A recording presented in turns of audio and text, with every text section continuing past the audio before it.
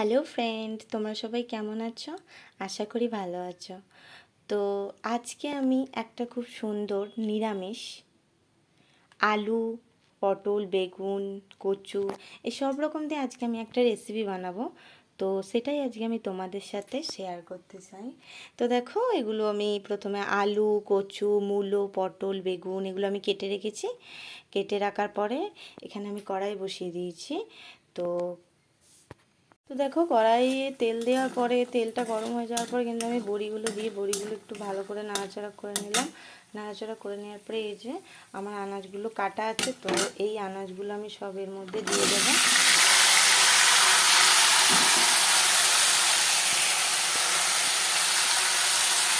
দিয়ে আমি এগুলো একটু ভালো করে নাড়াচাড়া করে নেব।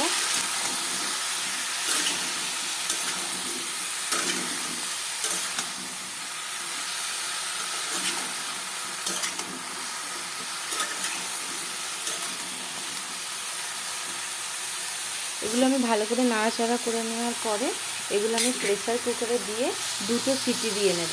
এই যে প্রেসার কুকারে দিয়ে আমি দুটো সিটি নিয়ে নেব। তো দেখো রান্নাটা করতে কী কী লাগছে।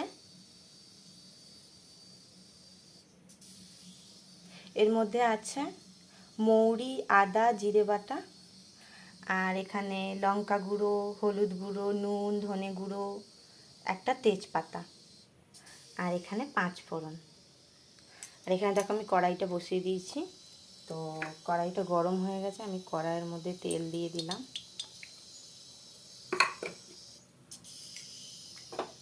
তেল দিয়ে আমি একটু নাড়াচাড়া করে নেব তেলটাকে।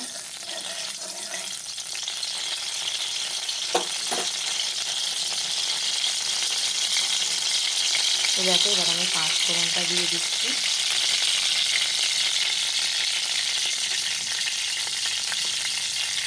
তেজপাতাটা আমি এর মধ্যে দিয়ে দিলাম।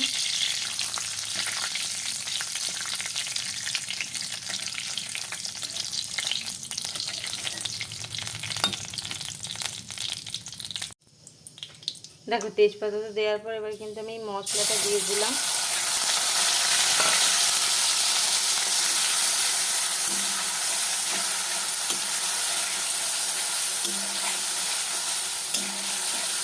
মশলাটা একটু নাড়াচাড়া করে নিতে হবে।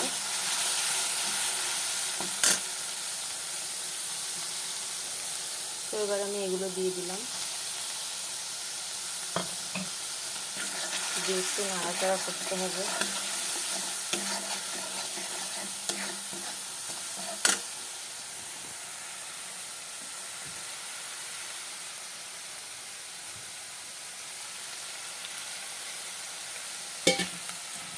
তো এতে এবার অল্প অল্প করে আমি একটু জল দিয়ে দেবো।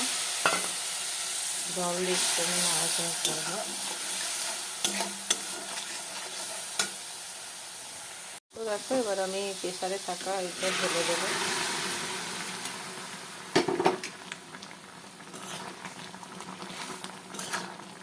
দিয়ে একটু নাড়াচাড়া করতে হবে।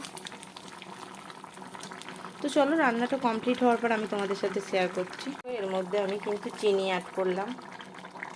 চিনিটা দিতেই হবে একটু অল্প করে, সামান্য।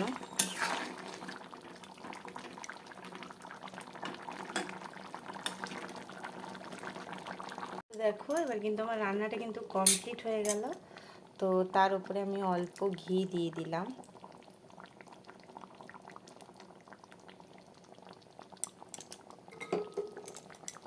ঘি দিয়ে আমি নাড়াচাড়া করে নিলাম।